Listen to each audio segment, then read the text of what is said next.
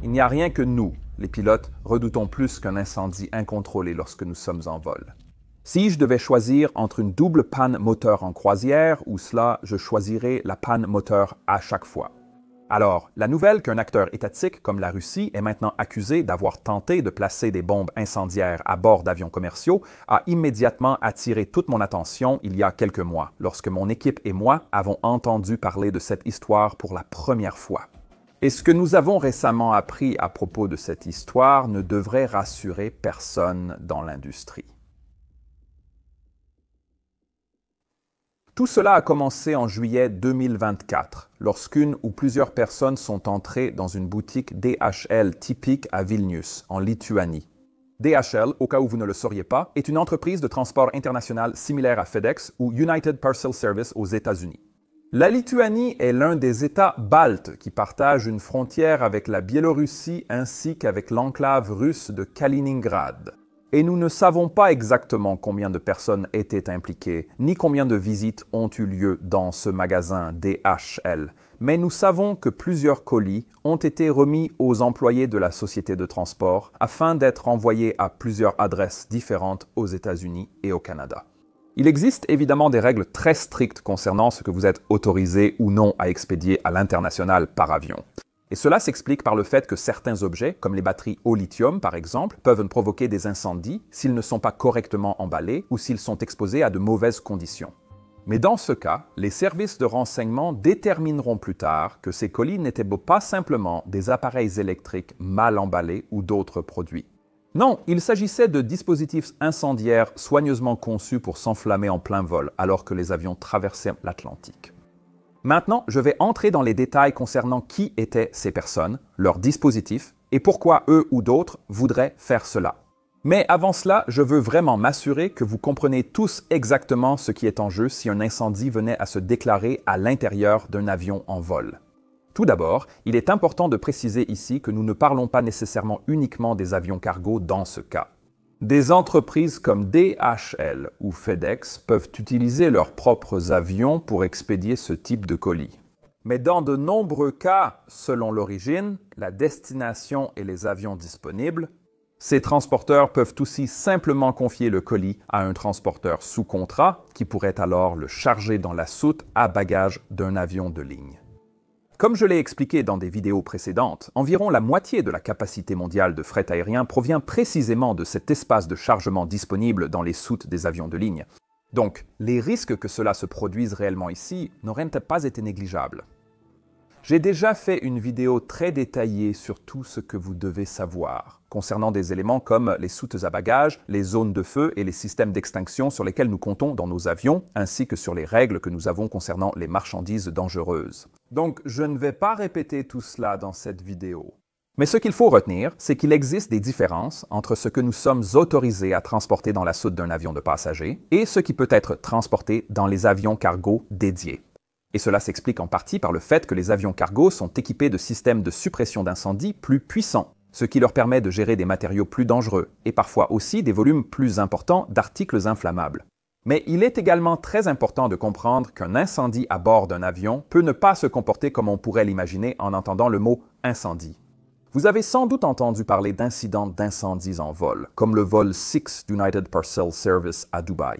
C'était un accident avec un avion cargo déjà traité sur la chaîne Mentor Pilot, ou le vol 592 de ValueJet et le vol 111 de Swiss Air, qui impliquaient des avions de ligne et que je pourrais aborder prochainement.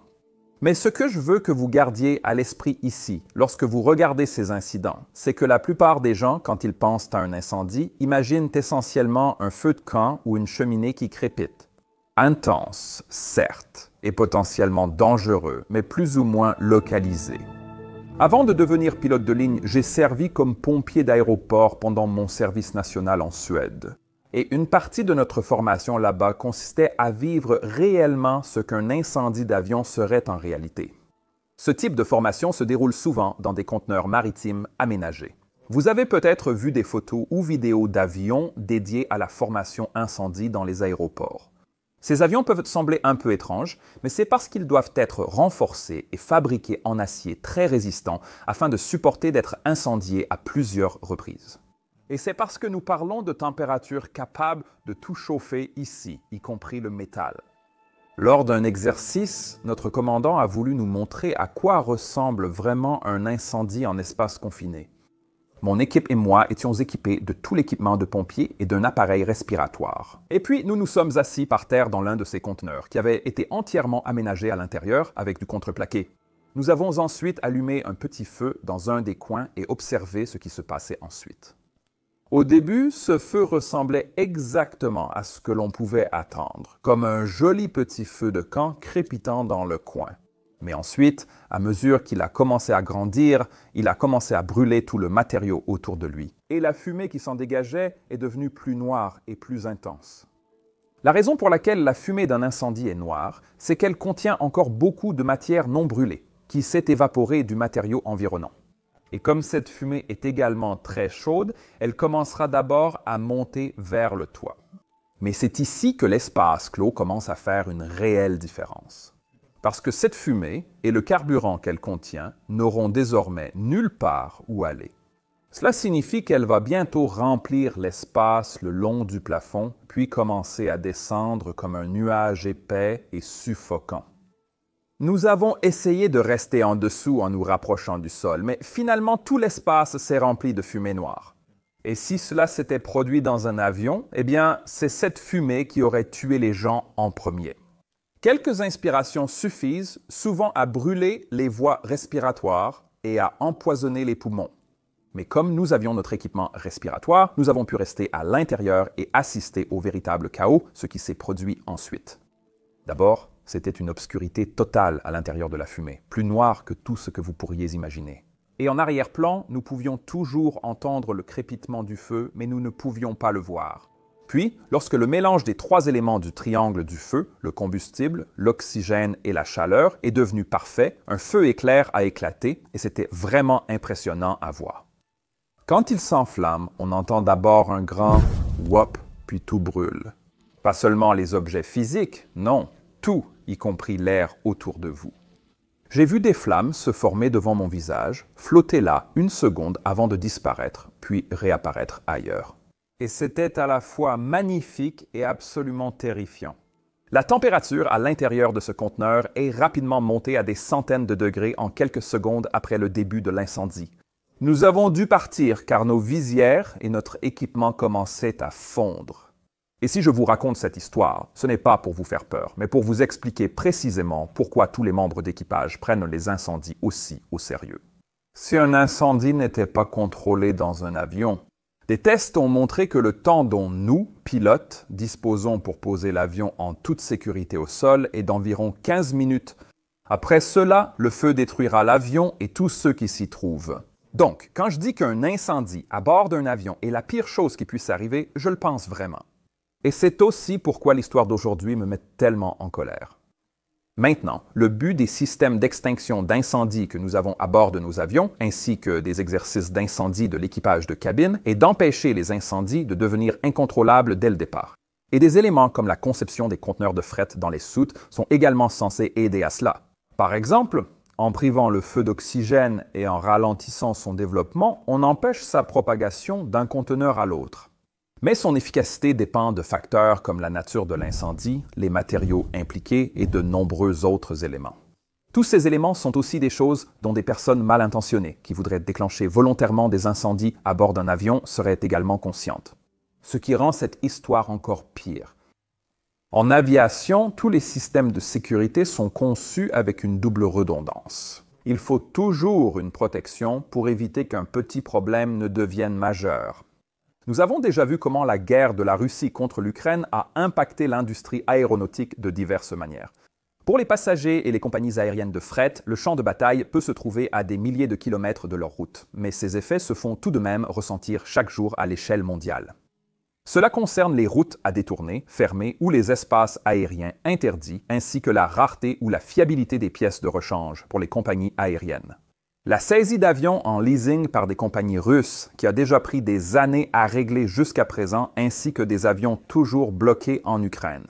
Et puis, bien sûr, des choses comme le brouillage du système de positionnement global ou le spoofing des avions qui volent à proximité des zones de guerre. Mais dans l'ensemble, tous ces facteurs sont essentiellement des effets secondaires. Même le brouillage et le spoofing système de positionnement global ne visent pas directement l'industrie aérienne. Ils servent surtout à empêcher les sites de combat de guider des drones, avions de chasse ou munitions vers leurs cibles. Donc, du moins au départ, les effets de ces actions sur les avions de ligne sont accidentels. Mais l'histoire d'aujourd'hui est différente. Il n'y a rien d'accidentel ou d'indirect concernant les bombes incendiaires qui ont été remises aux agents de DHL. Non, elles étaient spécifiquement destinées à être placées à bord d'avions de ligne et à les incendier. Mais pourquoi? Eh bien, c'est là que nous devons commencer à parler de la guerre hybride et de la façon dont elle a évolué avant d'atteindre le monde de l'aviation. C'est évidemment un sujet très vaste, mais en gros, il s'agit de la version du 21e siècle de la guerre froide, sauf que c'est beaucoup moins glamour. Plutôt que des espions à la James Bond s'observant dans des casinos, cette nouvelle guerre repose principalement sur l'utilisation de télégrammes pour recruter des petits trafiquants de drogue locaux ou d'autres criminels aux bons endroits. Ces personnes sont ensuite utilisées pour faire des choses comme incendier des entrepôts et semer la peur et la confusion. Tout cela dans le but de saper la confiance dans les gouvernements locaux et d'effrayer la population. Certaines de ces attaques ont déjà ciblé des sites liés à la guerre en Ukraine. Mais d'autres pourraient simplement avoir eu pour but de provoquer des perturbations générales et du chaos. Dans certains cas, il a même été démontré que des comptes Telegram utilisaient des extraits d'incendies industriels antérieurs pour se promouvoir auprès d'autres recrues potentielles sympathisantes. En résumé, ce type de guerre est un moyen bien plus abordable de perturber l'infrastructure d'un adversaire à distance qu'une attaque classique ne le serait. Mais il y a aussi une raison plus pratique à cela. Après l'escalade rapide de la guerre en Ukraine par la Russie en 2022, la Grande-Bretagne et d'autres pays européens ont expulsé des centaines de diplomates russes de leur capitale.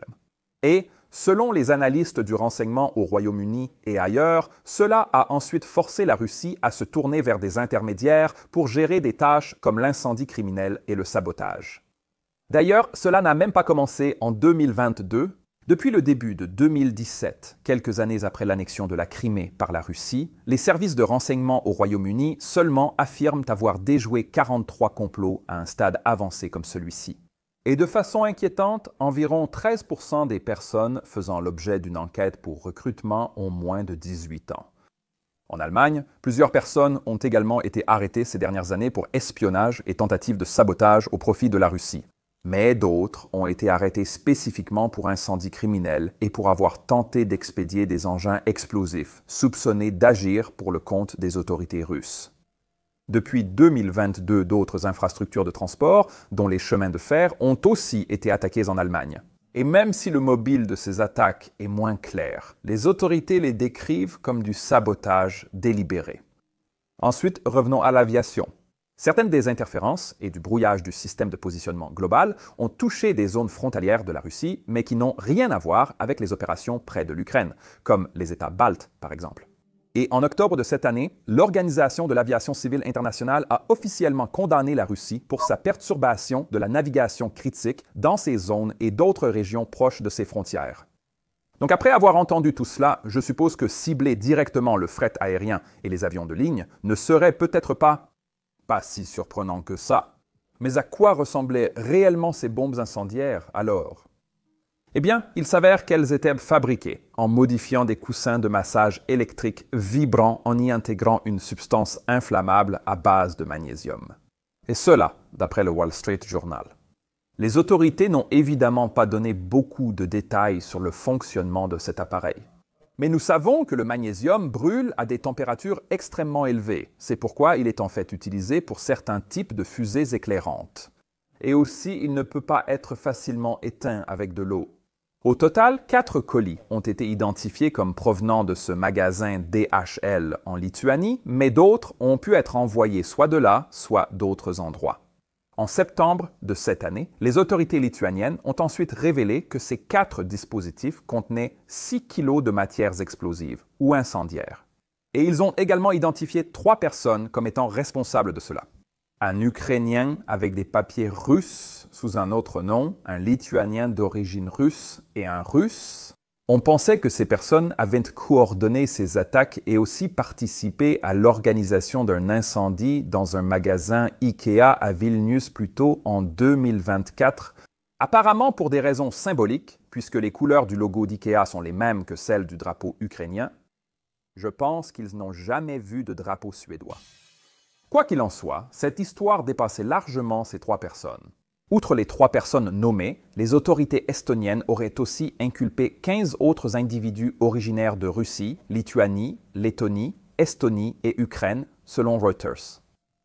Les autorités lituaniennes ont également récemment révélé plus d'informations sur la distance que ces 4 colis avaient réussi à parcourir avant d'être découverts. Car avant septembre de cette année, nous savions seulement que les autorités allemandes enquêtaient sur un certain nombre d'incendies causés par des engins incendiaires placés dans des colis. Mais officiellement, nous ne savions pas où se trouvaient ces colis, ni même comment ils étaient transportés. On sait désormais qu'un de ces colis a été découvert après avoir pris feu à l'aéroport de Leipzig, une plateforme majeure pour DHL et d'autres compagnies aériennes de fret. On ignore comment ce colis est arrivé à Leipzig, mais il y est parvenu un jour après son dépôt à Vilnius, Lituanie, le 19 juillet 2024. Il allait être embarqué sur un vol pour la Grande-Bretagne quand il s'est déclenché. Un deuxième colis a ensuite explosé le 21 juillet alors qu'il était transporté par un camion DPD en Pologne, DPD étant un autre transporteur de colis européen. Le troisième colis est bien arrivé à Birmingham, en Angleterre, où il a explosé dans un entrepôt DHL le 22 juillet. Enfin, le quatrième colis a été retrouvé intact dans un autre camion DPD en Pologne, après avoir dysfonctionné et donc échoué à s'enflammer. Et cela a probablement été crucial pour découvrir la vérité derrière ce complot. Parce que, contrairement aux bombes plus classiques, les engins incendiaires sont conçus de manière à offrir ce que l'on appelle une dénégation plausible. C'est une caractéristique fréquente des guerres hybrides, où une partie vise un résultat sans en revendiquer officiellement le mérite, mais aussi, avec cela, obtenir suffisamment de visibilité pour faire passer un message sur ce qu'il pourrait et voudrait potentiellement faire. En cas d'incendie catastrophique en vol causant un accident tragique au-dessus de l'Atlantique ou de l'Europe, quelqu'un pourrait nier toute implication en affirmant que les incendies ont de multiples causes, comme les batteries au lithium, qui peuvent aussi s'auto-enflammer et devenir incontrôlables. Il est souvent possible de déterminer à quelle vitesse un incendie a commencé et évolué, ce qui donne de bons indices sur sa nature. Mais son origine précise dans un enchevêtrement désordonné de colis peut rester difficile à déterminer, surtout si ces preuves sont ensuite enfouies dans une épave. Donc encore une fois, une négation plausible. Mais que se serait-il passé si un tel dispositif s'était réellement déclenché à bord d'un vol? L'équipage aurait-il été capable de gérer la situation? Eh bien, malheureusement, il est impossible de répondre à cette question sans en savoir plus sur le dispositif, son emplacement et à quelle phase du vol il s'activerait. Mais quel que soit le résultat, un incendie à bord ébranlerait à coup sûr la confiance du public dans l'aviation commerciale. Même si cela devait se produire à bord d'un vol cargo, la possibilité d'un tel désastre aurait probablement le même effet sur le public et pourrait donc ébranler la confiance dans les chaînes d'approvisionnement mondiales. Un enseignement clé de ces tactiques de guerre hybride est qu'il serait une erreur de considérer chaque action isolément.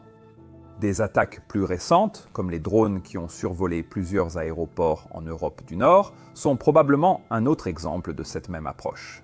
Il en va de même pour les navires qui traînent leurs ancres sur le fond marin dans le golfe de Finlande pour sectionner les câbles sous-marins, ce qui s'est également produit récemment. Et plusieurs analystes interprètent ces développements comme un processus où la Russie montre désormais une possible escalade dans cette campagne afin de tester les réactions de l'Europe et des États-Unis. Ainsi, selon ces analystes, l'enjeu ici n'est pas seulement ce que la Russie peut faire. Tout aussi important, c'est le message qu'elle envoie sur ce qu'elle est prête à faire. D'autres actes de sabotage récents ont visé des installations de stockage et de transport impliquées dans l'envoi de matériel en Ukraine pour soutenir leur lutte contre la Russie, ce qui pourrait être vu comme des cibles légitimes. Mais les colis incendiaires dont je parle ici ont simplement été envoyés au hasard dans des avions quittant l'Europe. Cela montre peut-être une volonté de cibler des vols aléatoirement, un message très différent. Enfin, la grande question devient alors évidemment, que pouvons-nous faire en tant qu'industrie pour protéger notre personnel et le public voyageur? Je suis certain que les compagnies aériennes, les entreprises de fret, les manutentionnaires et la plupart des services de renseignement examinent désormais ces engins incendiaires pour en tirer des leçons et identifier des complots similaires. Cela a déjà été plus ou moins un objectif constant pour tous les acteurs concernés grâce à la lutte contre le terrorisme et d'autres menaces similaires, plus petites au cours des décennies précédentes. Donc, imaginez des moyens pour que des personnes attaquent des avions, puis trouver comment empêcher ces attaques avant même qu'elles ne se produisent. Eh bien, tout cela fait partie du processus et explique de nombreuses procédures de sécurité que nous avons déjà aujourd'hui. L'aviation a toujours dû s'adapter aux événements et menaces, qu'il s'agisse de détournement, de terrorisme ou de cybermenaces. Et nous nous adapterons encore une fois pour faire face à celles-ci. De nouveaux processus pour contrer ces guerres hybrides causeront sans doute retard et coûts supplémentaires pour tous. Et bien sûr, se prémunir contre quelqu'un d'aussi sophistiqué qu'un acteur étatique, si tel est le cas, sera probablement un défi bien plus grand que de faire face à de simples petits groupes terroristes ou à des acteurs isolés. Mais encore une fois, tout cela dépendra de l'ampleur que prendra ce conflit hybride. Je sais que c'est un sujet très controversé pour certains d'entre vous, mais dans une industrie où chacun est formé à se protéger contre toute menace à la sûreté et à la sécurité, ignorer quelque chose d'aussi froid et flagrant serait irresponsable, pour le dire gentiment. Et si vous avez trouvé cette histoire aussi fascinante et troublante que moi, je sais que vous partagerez vos commentaires et vos avis à ce sujet ci-dessous. Et je vous encourage à essayer de considérer cette menace de la manière la plus objective possible avant de laisser vos commentaires. Et j'ai vraiment hâte de voir ce que vous allez dire. Oh, à votre place, je surveillerai aussi les commentaires pour détecter d'éventuels acteurs malveillants ou bots. Parce que c'est un autre type de guerre hybride cybernétique qui devient de plus en plus courant, surtout sur les réseaux sociaux.